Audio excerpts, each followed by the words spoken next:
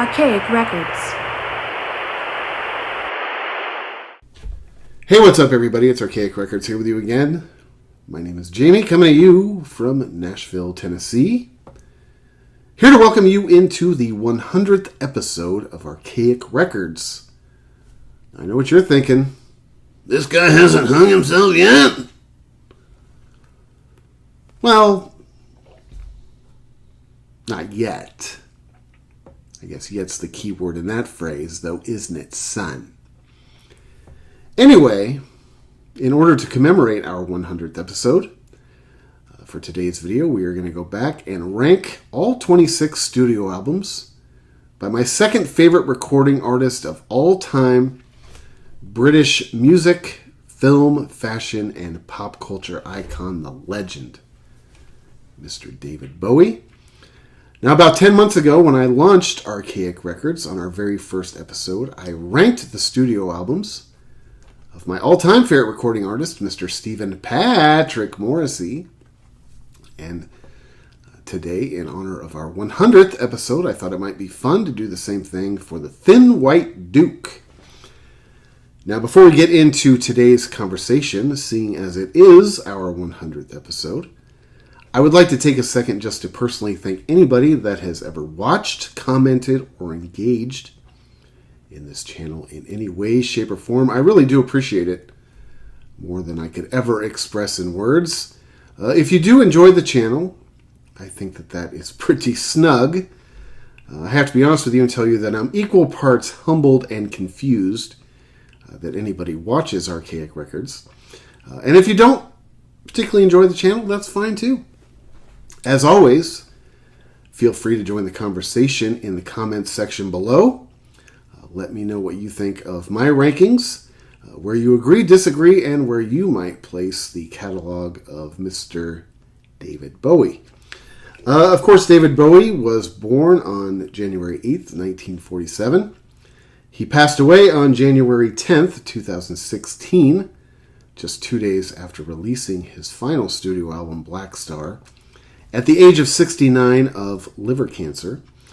And for me, I think that, as I mentioned before, David Bowie is my second favorite recording artist of all time, only behind the Smiths and Morrissey. That being said, though, I would make the argument that David Bowie is probably the most singular important figure in the history of rock and roll. There's a old quote that says that David Bowie picked up where the Beatles left off. Now, me personally speaking, I am not, nor have I ever been, nor do I plan on ever becoming, really, the world's biggest Beatle fan. But I like the imagery of that statement. I like the imagery of the Beatles pulling up to David Bowie in, around 1967, 68, 69, somewhere around there, and sort of handing him the keys to the station wagon and saying, hey, kid, we've brought it this far. Why don't you take it the next little ways? And David Bowie did that, and he took rock and roll into new and uncharted territories. And I would make the argument that David Bowie is, at least in my opinion, the single most important figure in the history of rock and roll, because based on the music that I love and the music that I am so passionate about and the music that gets discussed on this channel, I think it's safe to say, and it's not necessarily being overly dramatic, that without David Bowie, most of these artists would never have existed, or at least existed in their familiar state. Now, if you want to go back and check out more of my David Bowie sort of fan origin story, I recommend you go back and check out one of my previous two David Bowie albums, or videos. I did deeper dives into the Bowie 69 Space Oddity album, as well as The Man Who Sold the World. There will be more coming down the pike, I can assure you. But considering that we have a lot to uncover, a lot to sort of discuss in today's video, I don't necessarily want to bog down the situation by going back and rehashing old stories that I've told before. So if you are interested in sort of my, David Bowie fan origin story, you can go back and check out those videos and the sort of the archives of Archaic Records if you are so interested. Anyway, let's get into this ranking just a little bit. As I mentioned, these are all 26 of David Bowie's studio albums. Before we get into what is on the list, let's get into what you will not be finding here.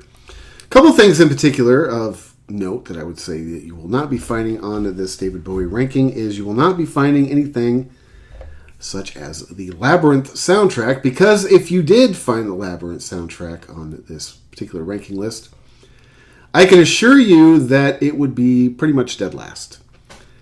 Now, I will talk a little bit more about the Labyrinth soundtrack when we get to that sort of chronological part of his career, but to me, the Labyrinth soundtrack is something that I've just never really quite understood. Another thing you won't find on this ranking list is anything by Tin Machine or any other of his David Bowie sort of side projects. This ranking list is pretty much trimmed down to the 26 studio albums, which you say trimmed down to 26. There's definitely a lot to uncover and a lot to talk about. So enough with this sort of rambling preamble, if you will. Let's sort of get right into this ranking list. For me, this is something that I have been working on over the past month or so, ever since I decided that I wanted to do this for the 100th episode of Archaic Records. My wife has encouraged me to do more of these sort of ranking videos.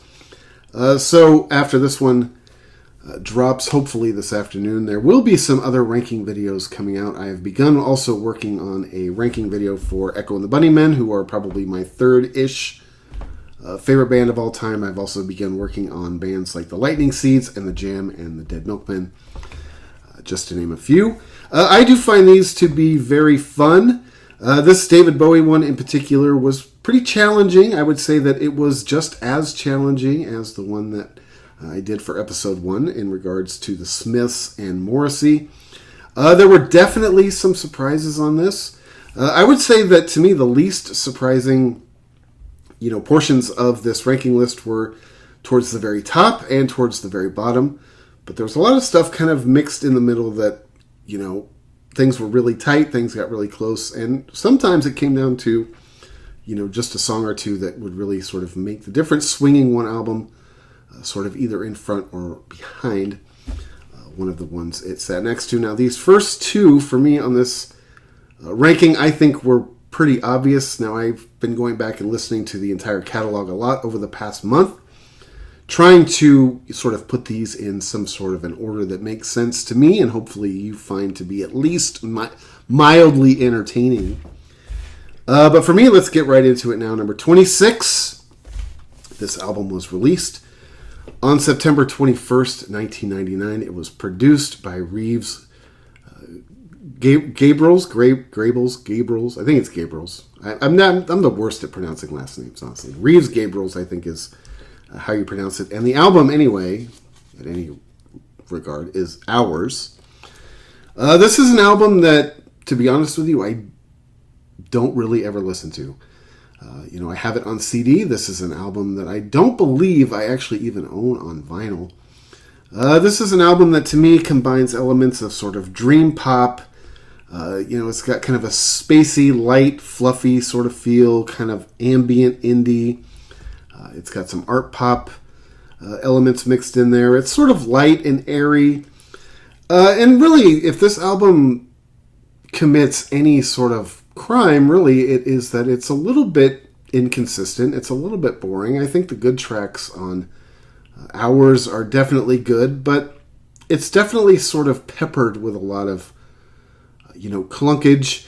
I find this album to be a little bit boring. It gets a little bit monotonous, something that you can't often say when it comes to the catalog or the music of David Bowie. And like I said, this is a record that I very, very rarely listen to. I've been listening to this record a couple times over the past month, going back and listening to most of the catalog over and over, apart from the stuff that I listen to like every day. I've been really going back and listening to some of the stuff that I never really listened to. And I got to be honest with you, getting through Hours, start to finish, putting it on, sitting down and getting all the way through it is a little bit of a drudge. This is definitely, for me, this is definitely my least favorite album. Now, that being said, David Bowie has never made a bad album. This is not a bad album. I am not saying that. Not even close, because the good stuff on this record is really good. And I would, quite honestly, I'd rather listen to bad David Bowie than I'd rather listen to, good of a lot of other artists. But to me, this record, it just kind of falls flat. And like I said, this is a record I don't really listen to. There's a few good songs on this record. I like the song Something in the Air a lot.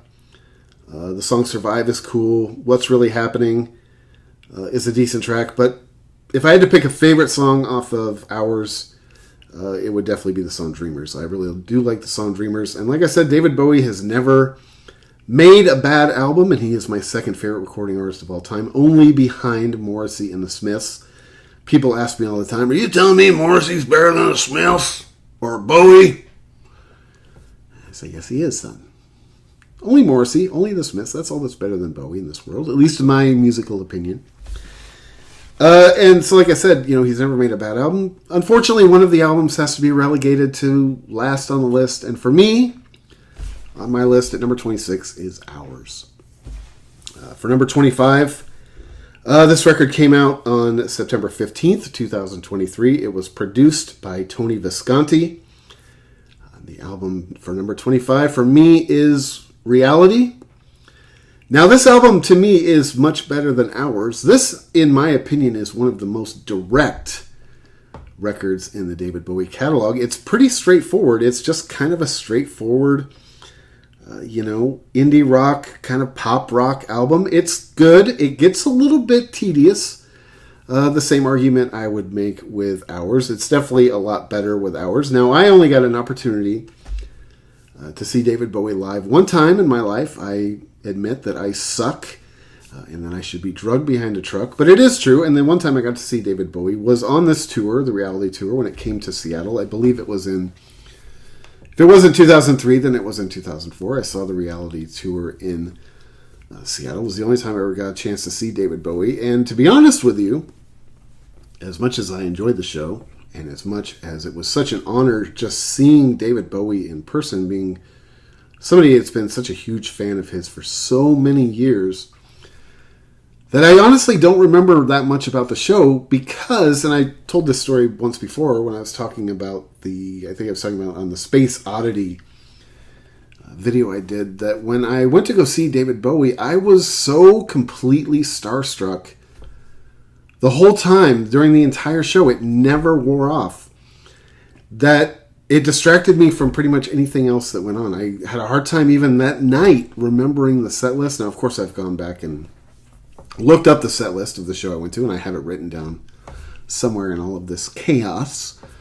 But I was so distracted by how starstruck I was by David Bowie. As soon as he walked out on stage, I could not believe that was the Thin White Duke, that was Ziggy Stardust, that was Aladdin Singh, that was him. I am looking at David Bowie as a human being. I mean, these guys to me sometimes, this is me, and I'm a guy in my 40s, so I realize how sad this sounds, but for me, some of these musicians, man, they're not even human. I mean, these guys don't fart. They don't poop. They don't have to eat dinner at night. They're almost like inhuman. And seeing David Bowie in sort of three-dimensional real life, and I was with my ex-girlfriend at the time, and her and I, neither one had seen David Bowie. We were both big fans. So we purposely splurged on getting really nice tickets, so we were pretty close to him. And it was just, I was so distracted the whole time that I can't even remember the show that much about it in terms of, I have the set list written down. And of course, they have released the reality live DVD, which I'm very grateful for, which I own, and it is amazing. And if the show that I went to was as good as the show that they filmed for that DVD, I'd be pretty stoked, but I don't remember much of it because I just could not take my eyes off of him the whole time. And I've seen other artists, even going to see Morrissey. Now, I've seen Morrissey a dozen times, so, it's not necessarily the same thing, but seeing David Bowie in person, I just could not get over it. I really couldn't. It distracted me from the show. Many years later, I told one of my coworkers that I had seen David Bowie, and she was a younger girl, and she never got an opportunity to see him, and she was really obsessed with him. She might have been one of the most obsessed with an artist people I've ever met. And she just melted when I told her that I had seen him live, and she wanted to know every single detail of the show, and I felt like a total chud standing there basically being like, I don't remember. I was just staring at him the whole time. I could not take my eyes off him. I couldn't tell you what any other member of the band looked like that night, honestly. But as far as the album Reality goes, I think it's got a few good songs on it. I like the song Pablo Picasso. I really like the song Looking for Water a lot. I like the song Days, but if I had to pick a favorite, it would be Never Get Old. as my 25th favorite David Bowie album from 2003, Reality. Of number 24 now, we are going to be releasing this record on November 8th, 1993. It was produced by David Richards, and it is the Buddha of Suburbia. Now, I mentioned before that I don't really listen to Hours or Reality very often. This is actually probably the record I listen to the least in David Bowie's catalog, although I would make the suggestion that it is better than both Hours and Reality. The Buddha of Suburbia is a record that combines elements of sort of indie pop along with experimental pop, art pop, ambient indie, electronic jazz, fusion jazz. And, this album is kind of a nice album just to sort of, put on and kind of at the end of a long day, just sort of like kind of mellow out to. It's very mellow. Sort of like Hours. I would suggest that this album gets a little bit repetitive. It gets a little bit, sort of monotonous after a while, a little bit boring, but it is a fun album to sort of put on at the end of the day. If you've had kind of like a stressful day, you feel as if the world's sort of coming at you.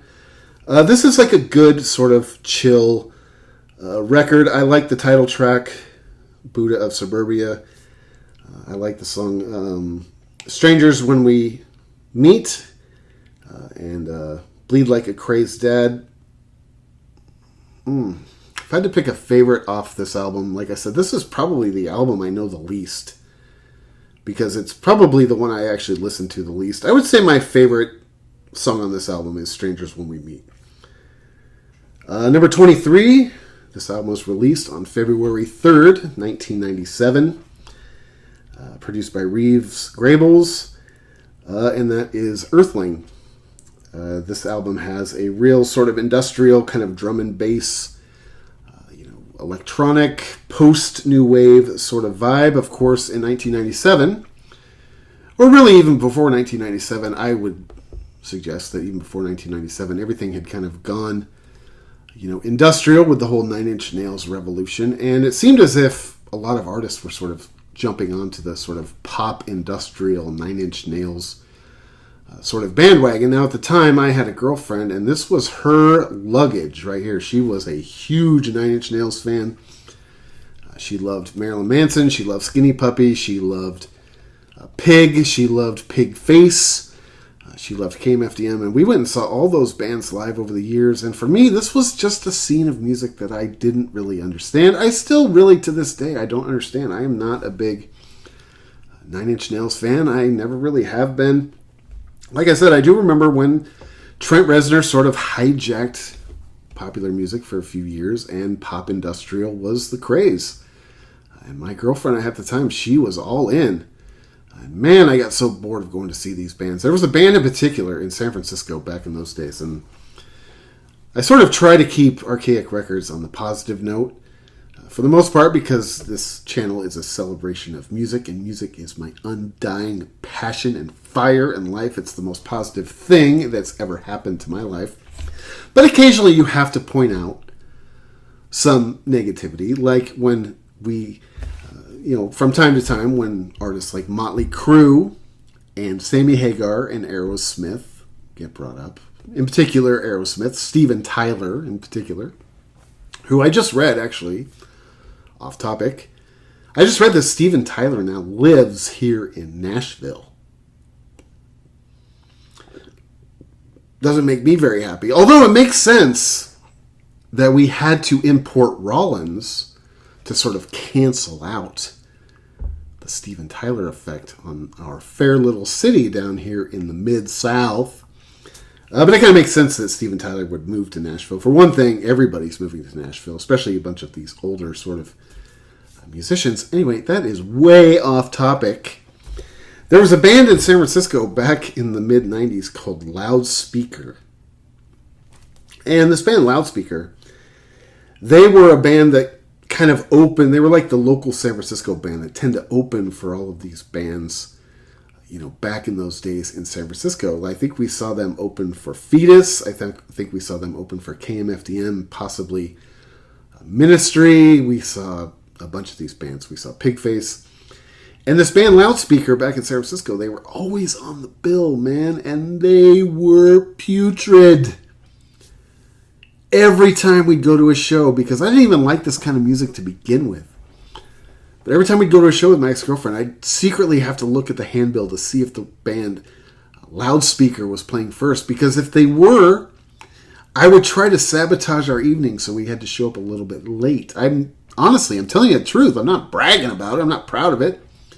But I hated that band Loudspeaker so. Nice name, too. Anyway, Earthling does have a few good songs. It's definitely a very unique, record within David Bowie's catalog. He put out a couple records that were sort of on the industrial tip. To me, this is the weaker of the two. I like the song Little Wonder. I like the song The Last Thing You Should Do. I like the song Afraid of Americans, which I know was like the big sort of MTV radio hit. But my favorite song off this record is easily 7 Years in Tibet. That's a legitimately great Bowie song on a record that I never listened to. I never really listened to Earthling either.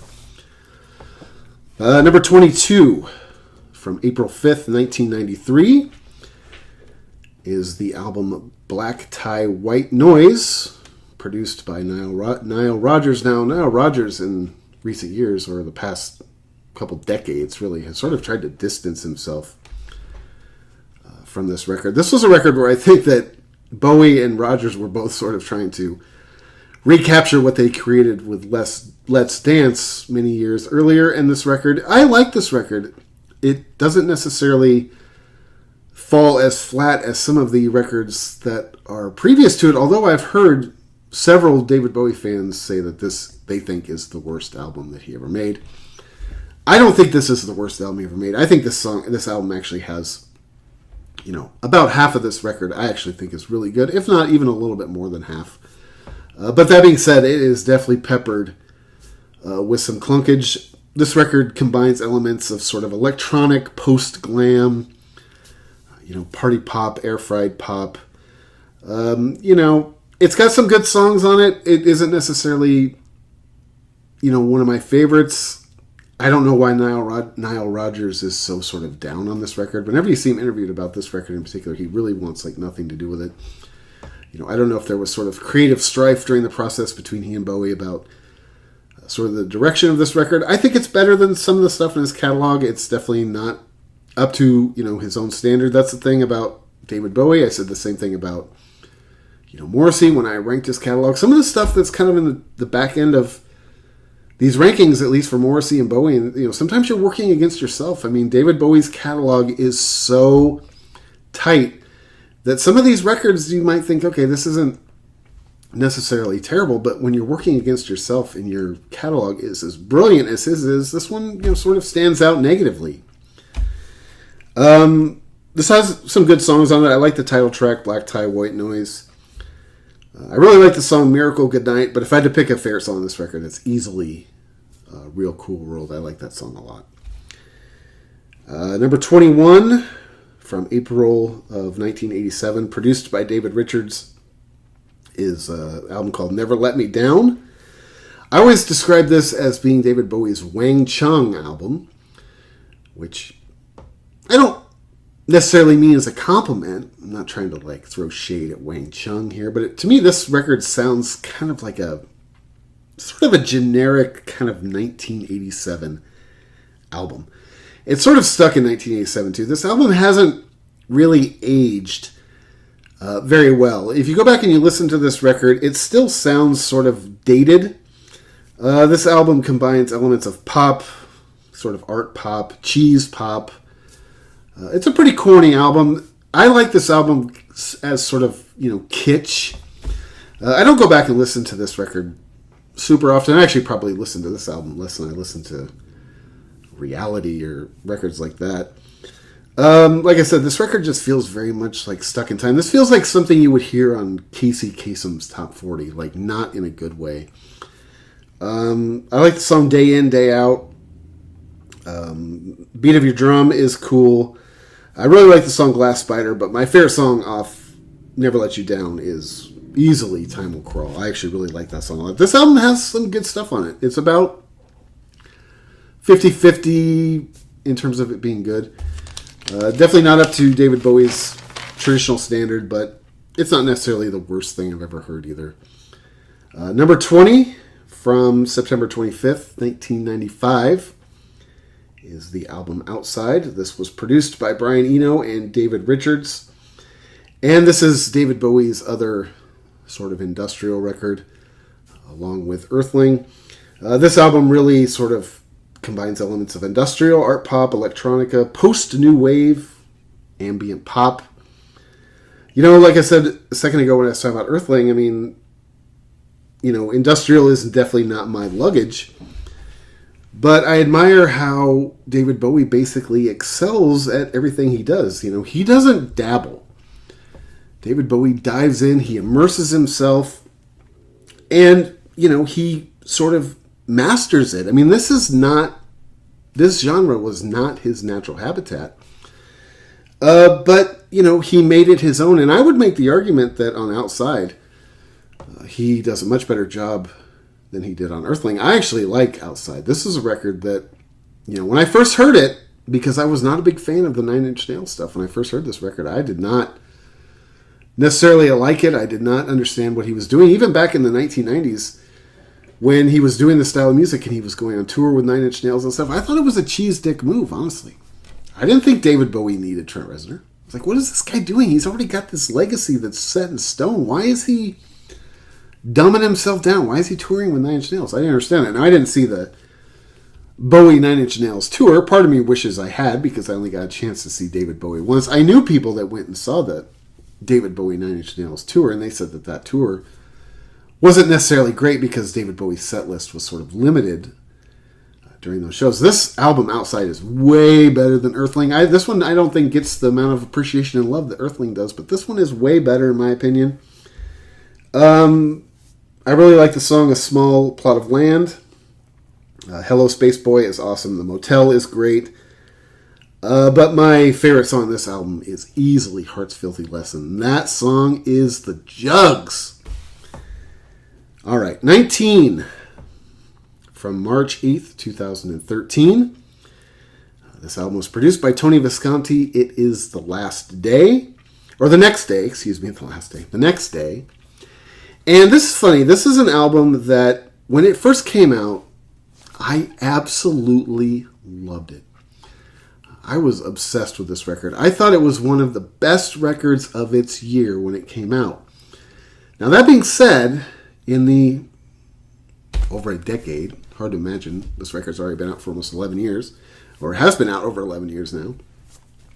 In the decade that since it was released, this record to me is sort of, it's kind of like fallen back down to earth a little bit. This is a record now that I like. I actually like it a lot more than Outside, which is a record that I really like a lot.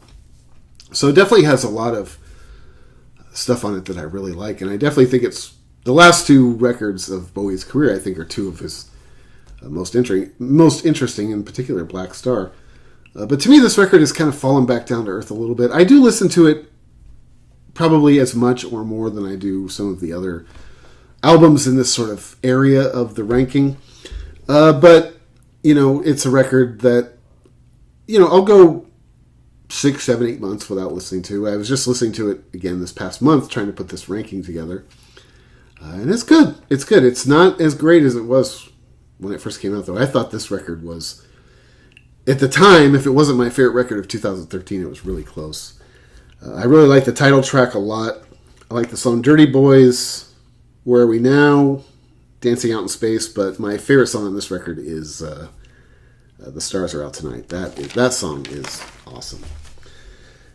All right, number 18, June 10th, 2002, produced by Tony Visconti. The album is Heathen. Now, this album is pretty much the exact opposite story as The Next Day. When Heathen first came out, man, I didn't get it. I didn't like it.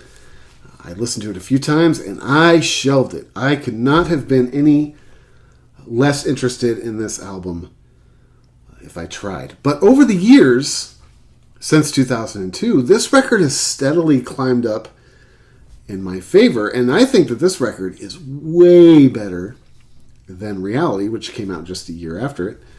And I would make the argument even better than The Next Day, which at the time, when it first came out, like I just said, I was obsessed with it. This record I had no use for when it first came out. I remember thinking, like, this is garbage.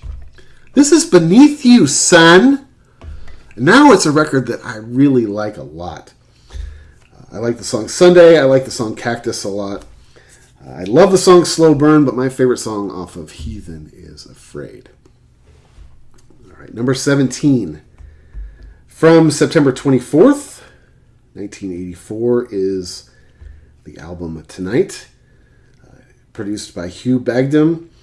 This was the album that featured the song Tonight, which featured Tina Turner, a song that's all right. I'm not the biggest Tina Turner fan, I'm sorry. I mean, go back to the old days of Tina Turner back in the early part of his career, I'm all in. But 80s Tina Turner, not feeling it.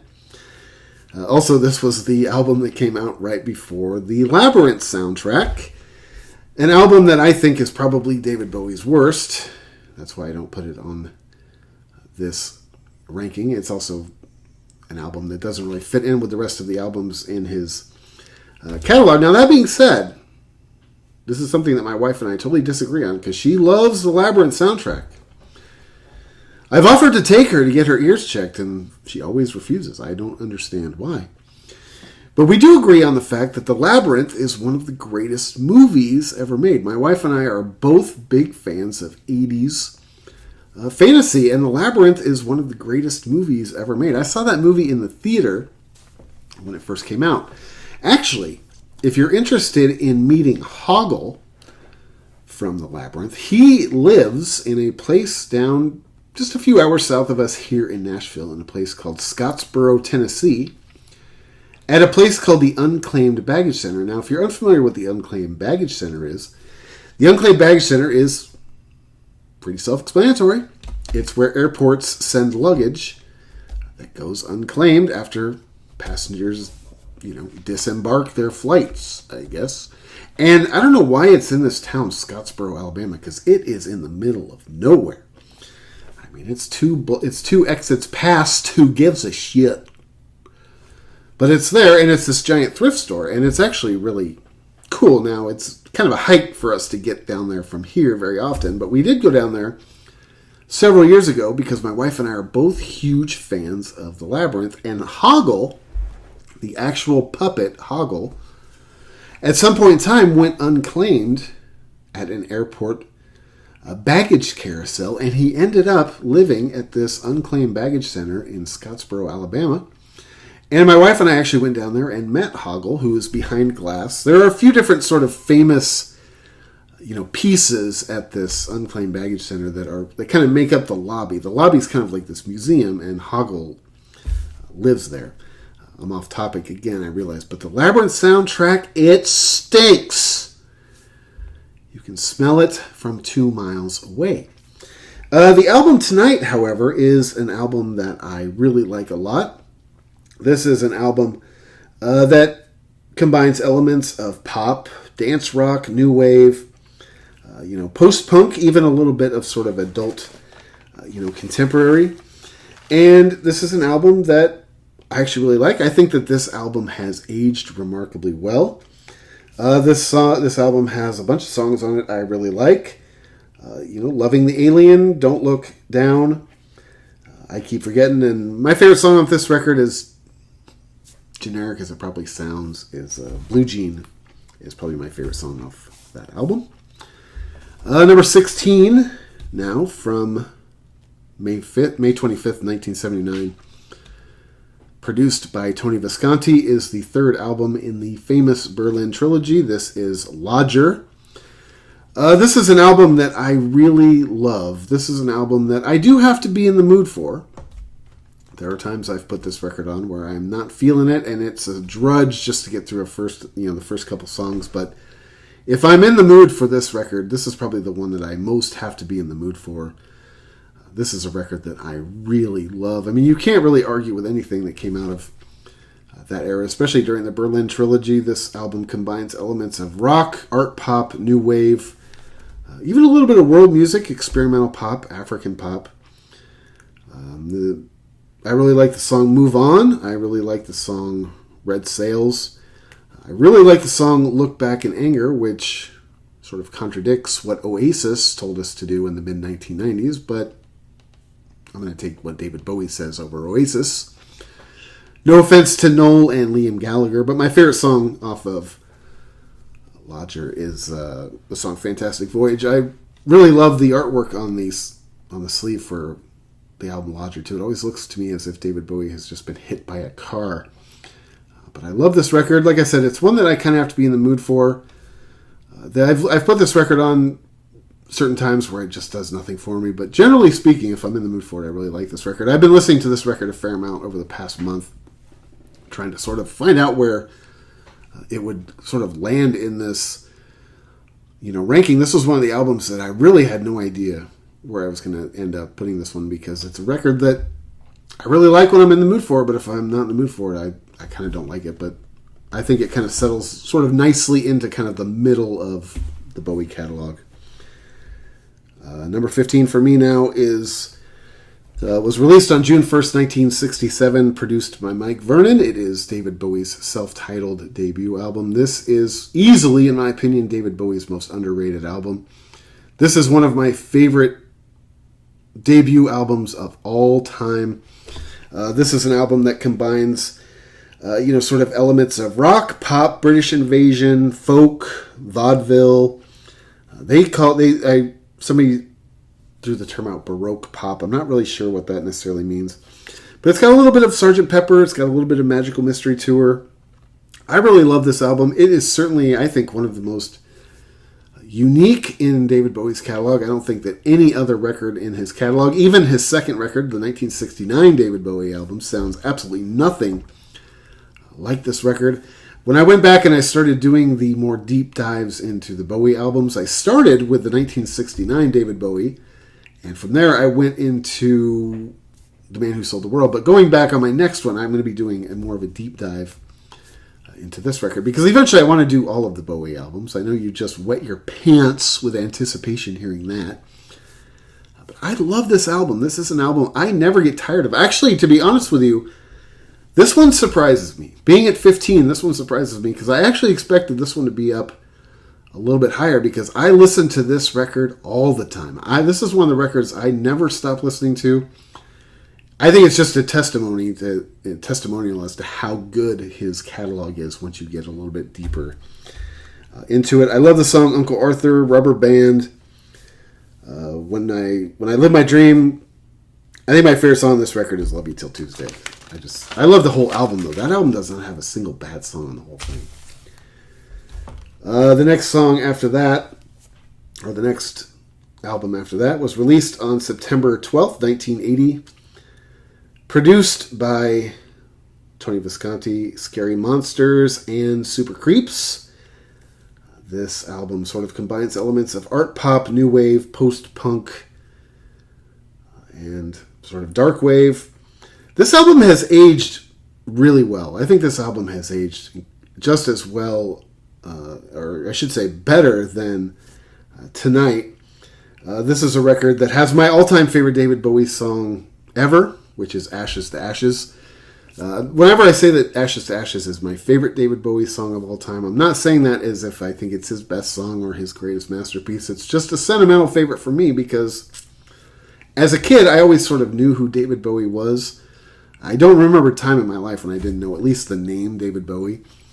But for me, I remember the first song I really ever heard and saw, and the first time I ever really put a face to the name David Bowie was when I saw the Ashes to Ashes video on MTV, and it's still probably one of my favorite music videos of all time, too.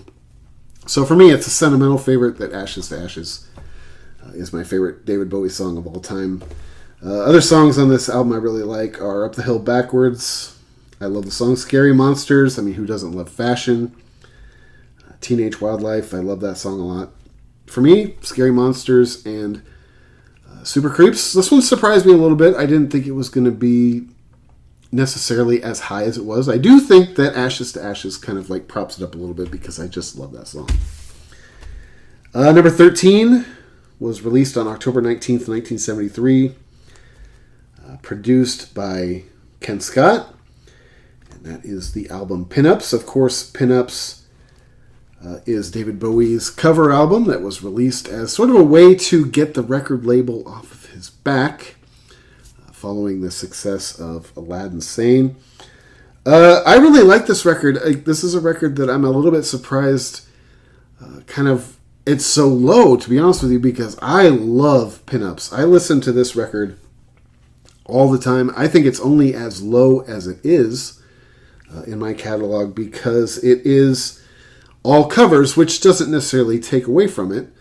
It doesn't help it either, but this album is so good. I love this album. It's one of my favorite album covers in the David Bowie catalog. I love the song Everything's Alright by the Mojos, Friday on My Mind by the Easy Bebops, but my favorite song on this record is Rosalind by Pretty Things. This is a record that, like I said, it's a little bit lower than I would have it if it weren't all covers, because I love this record. It's just a cover album, but it's so good. Number 12 for me was released on January 23rd, 1976, produced by Harry Maislin, and that is the album Station to Station. This album features only 6 songs. Of course, the title track is over 10 minutes long. This album is sort of comprised of art pop, post-punk, avant rock, dark wave. Like I said, the title track on this record is over 10 minutes long, which I've said in the past on this channel isn't necessarily my favorite trait of a song.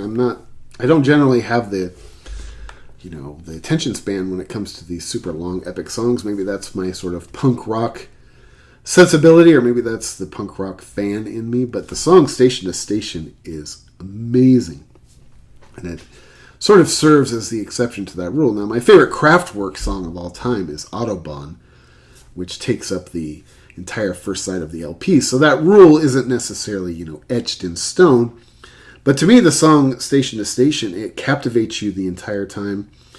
I love the song Golden Years, Word on a Wing. My favorite song on this record, though, is Stay. I like TVC 15. So for number 12, for me, it's Station to Station from 1976. Number 11 is the second album in the Berlin Trilogy, released on October 14th, 1977. Produced by Tony Visconti, and that is Heroes. And as I was sort of coming back and sort of compiling my rankings and writing everything down, I couldn't help but ask myself, how is Heroes not in the top 10? This is an album that I listen to all the time. This is one of the ones that I actually listen to, I would say, in the heaviest rotation, but again, that just serves as a testimony as to how amazing David Bowie's catalog is, because the stuff above this is basically the stuff of legends. This album combines elements of art pop, electronic ambient pop, a little bit of avant rock. I love the song Beauty and the Beast, Joe the Lion, Blackout. My favorite song on this record is Heroes. I was just telling my wife this the other day. We were driving down to Huntsville, Alabama this weekend just to kind of get out of Nashville for a few days, and we were listening to David Bowie in her car, and the song Heroes came on, and I told my wife, I said, of all the hits, and David Bowie had a million hits, Heroes is not only one of my favorite hits, I feel like it's one of the most underappreciated. Not that that's even really possible. It's such a celebrated song, but Heroes, the song Heroes, is a song that I could never get tired of. I listen to that song all the time. All right. Now we're getting in the top 10. Now it's getting pretty tough. And for number 10, I think this might be my most controversial pick, where it is on this ranking list. Not that this is controversial. You've probably moved on from this video several minutes ago, and I'm just still sitting here blabbing. But for me, this record was number 10. It was released on November 4th, 1970, produced by Tony Visconti. David Bowie's third album, The Man Who Sold the World. This album combines elements of blues, rock, folk, art rock, sort of singer-songwriter, a little bit of art folk. To me, this is a record that is incredibly underrated in David Bowie's catalog. I think it sort of gets overshadowed because it has a little bit, to me, this record has a little bit of sort of middle child complex sitting in between Bowie 69 and Hunky Dory. But if you go back and you really listen to this record and you sort of give it the attention that it deserves, this is a record that I think stands up quite nicely on its own 2 feet. I told this story when I was talking about the album in greater depth on one of my previous videos, but I was at work one day. I have a job where I sort of work with the public, not sort of work with the public. I work very closely with the public, and I was talking to a guy who had his son standing next to him, and his son was wearing a Nirvana t-shirt, and I thought that that was pretty cool. Now, I'm not the hugest Nirvana fan in the world, but I can appreciate, especially when a young kid is wearing a Nirvana shirt, as opposed to the other sort of musical artists of today that they could be supporting. And I asked the kid, I was like, hey man, you like Nirvana? And he's like, yeah man, they're my favorite band ever. I was like, man, that's awesome. That is so cool. I was like, what's your favorite song? And he told me that his favorite Nirvana song was The Man Who Sold the World. And because sometimes I have a hard time reading the room, and sometimes my social skills fail me, I said, oh, that song was written by David Bowie, don't you? And the kid looked as if I had taken his lollipop and drug it through a sandbox. And I remember the dad looked at me like, really? You couldn't just let that go, huh?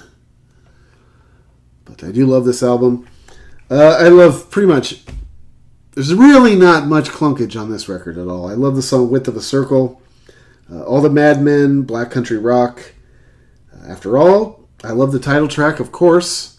And, man, if I had to pick a favorite song off of The Man Who Sold the World, I think I'm going to go with Save Your Machine, but I'll go with that. But having just said that, now I'm second-guessing it.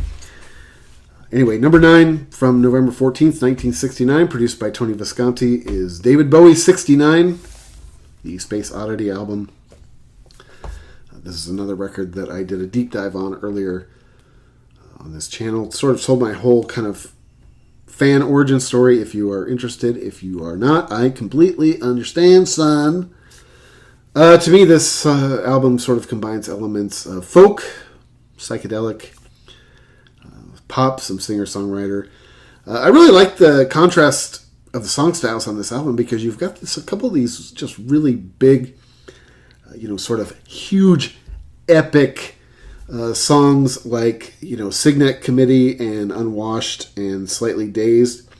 And then on the other hand, you've got some real just clean, short, simple pop, sort of neo-psychedelic, kind of psychedelic pop sort of folk songs.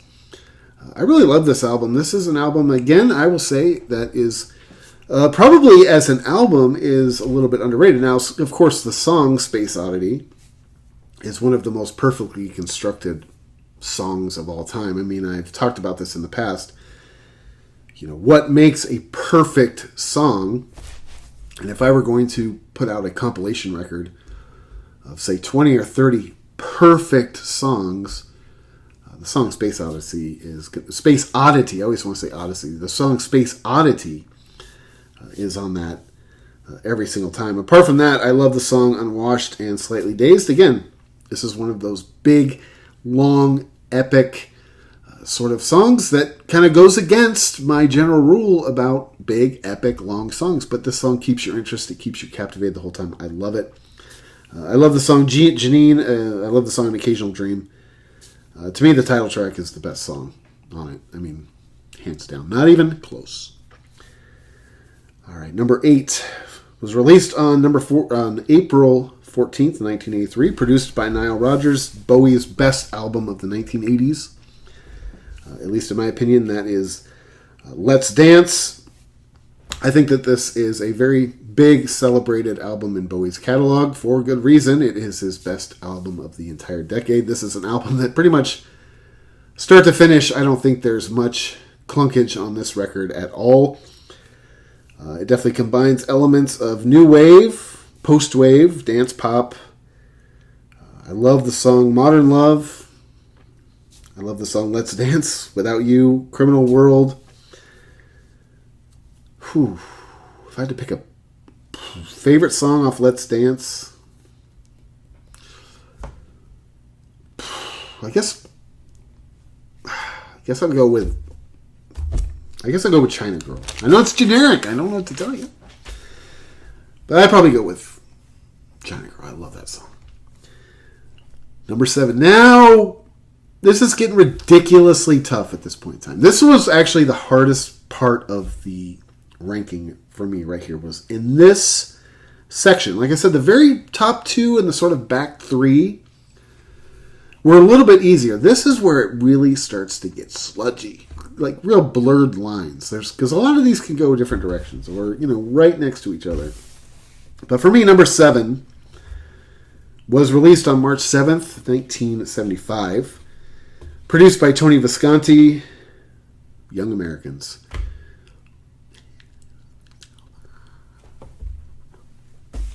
This is the Jugs, son.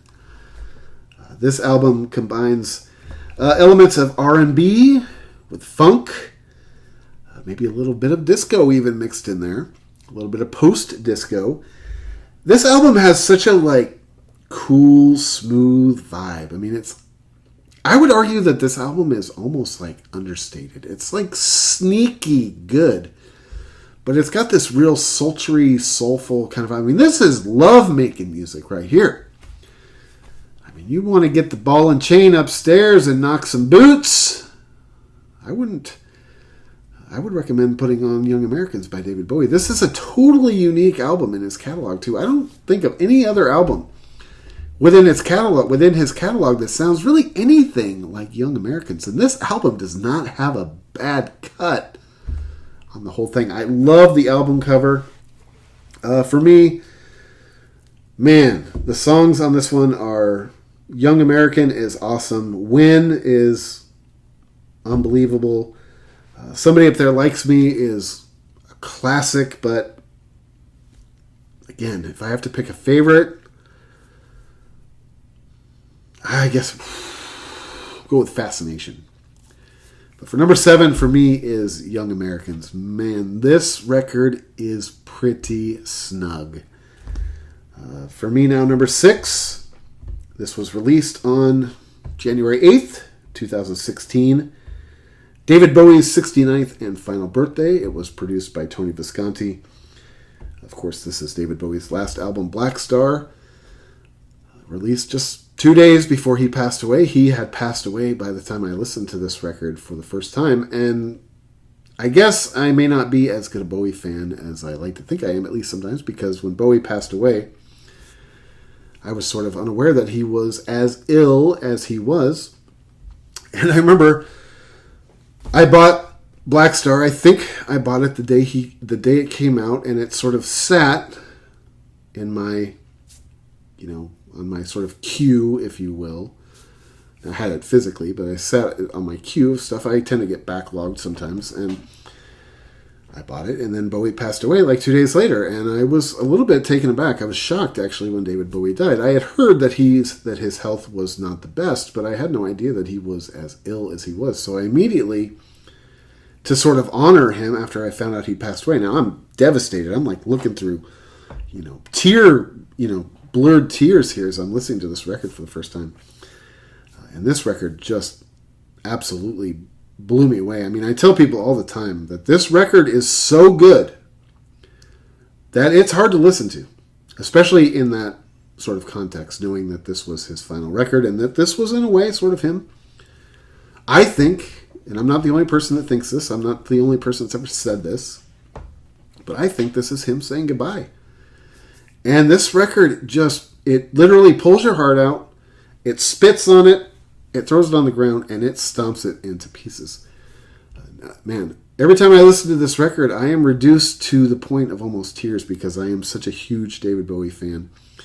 And this record is so good, and it's so effective at what it does that it's almost unbelievable. It wasn't really until this record came out Now, I mentioned this before when I was talking about The Next Day, which I like, and, I think it's a good album. It's kind of more towards, the back third a little bit of David Bowie's catalog, at least as far as I'm concerned.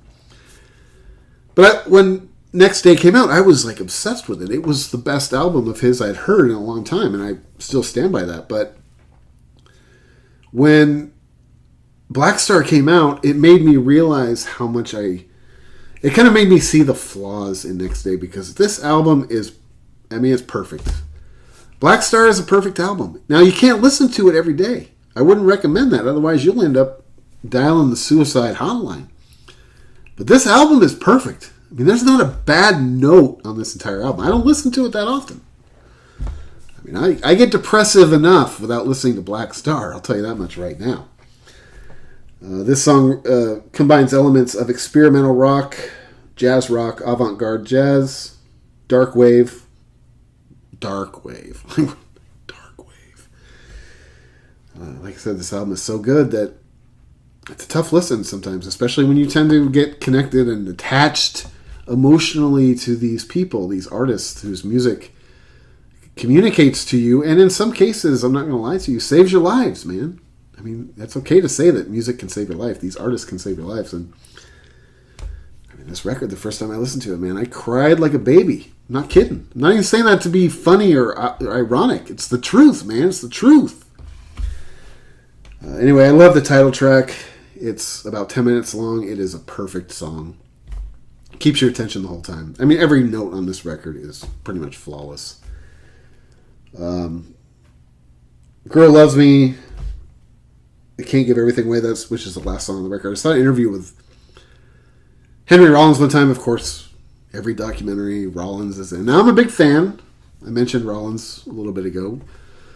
Sort of canceling out bringing Steven Tyler to Nashville. We had to import Rollins to make Nashville a little bit more palatable. But I saw an interview with Rollins one time, and he was talking about the last song on this record, and how the first time he listened to Black Star, as the last song ended, he basically thought to himself, wow, it's David Bowie saying goodbye.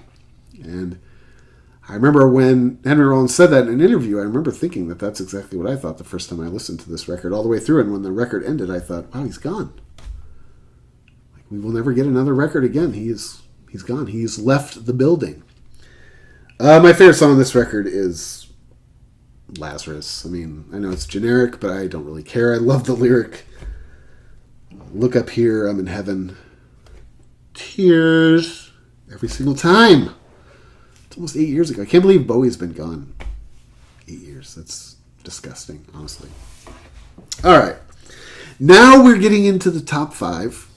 And for the top 5, I will use some sort of visual aids. I didn't want to go through and pull out every single record throughout the entire ranking, because the desk that I work on here is sort of relatively limited real estate. I don't want stuff toppling all over the place. And also, in the spirit of full disclosure and transparency, I actually don't own every single David Bowie record on vinyl. I think I'm missing 4 or 5. I have the ones I don't have on vinyl on CD, so you have to bear with me. But for the top 5, we will use some visual aids to go along with it. And for number 5, this one was released on January 14th, 1977. It's the first album in the famous Berlin trilogy, produced by Tony Visconti. It is the album Low, which, if you ask me, probably has...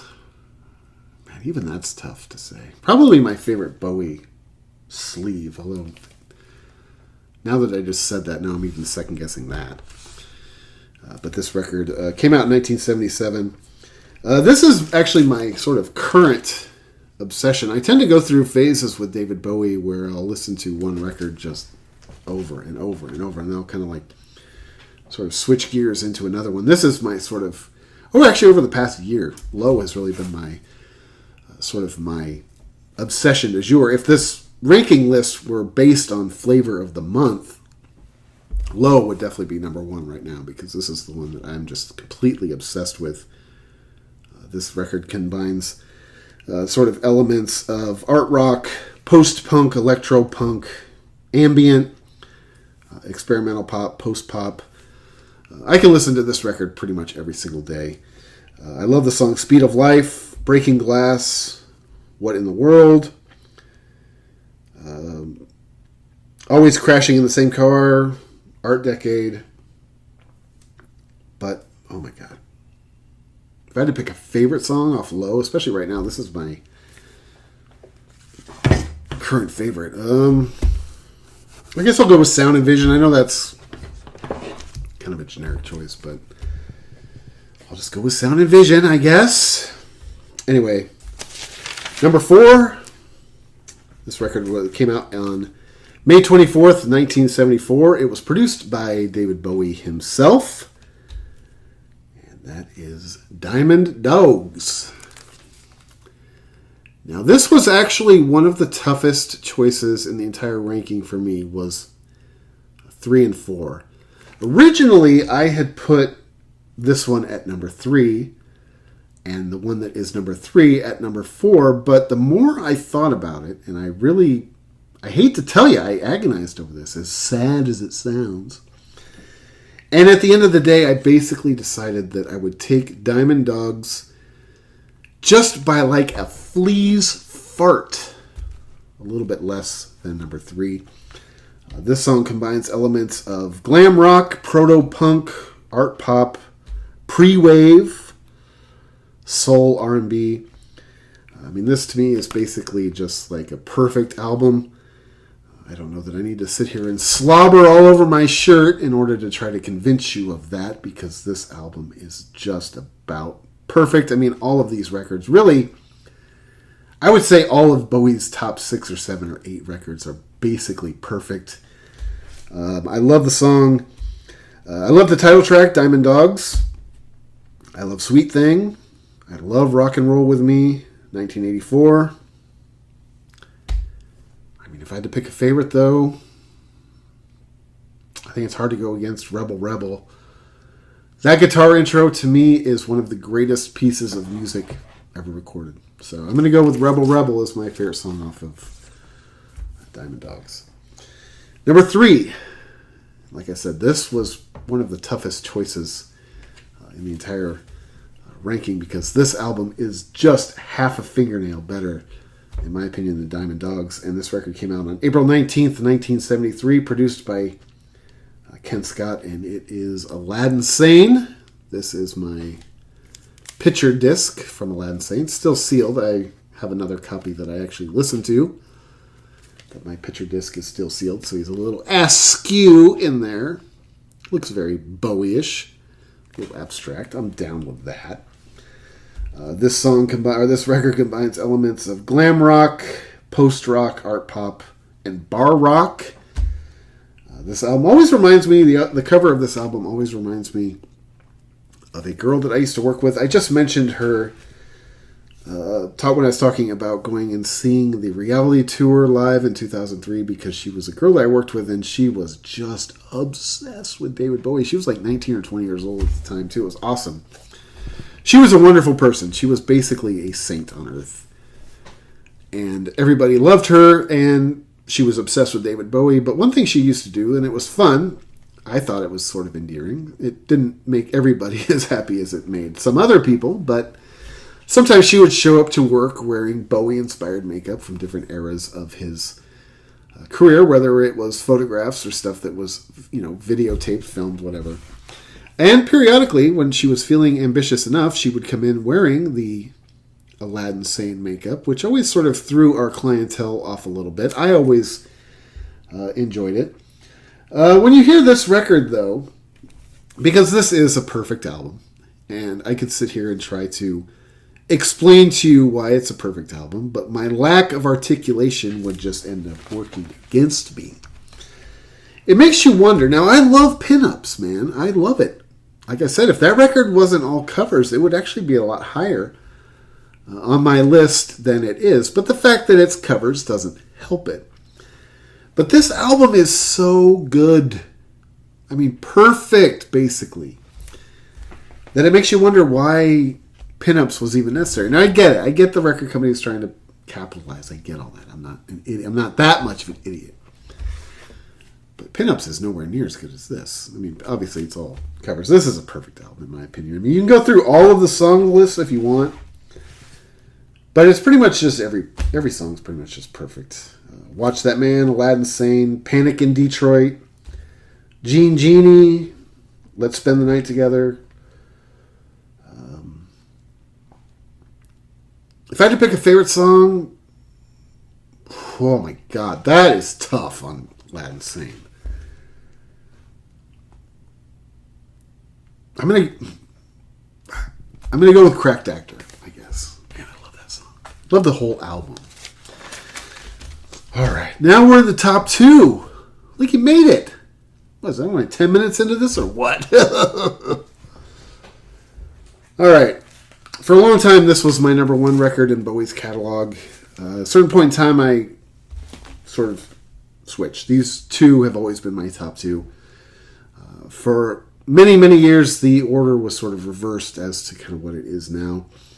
I used to sort of think that it could go back and forth, but at this point in time, I really don't think so. I think that the number two and number one are pretty sort of set in my opinion. Like I said, when I first started doing this ranking, you know, these two I knew were the top two. I mean, there's no question about that. It was just kind of where things would kind of fall in behind it, and then I sort of knew where the last two were going to be with Hours and Reality and some of those records. But to me, number two was released on December 17th, 1971, produced by Ken Scott.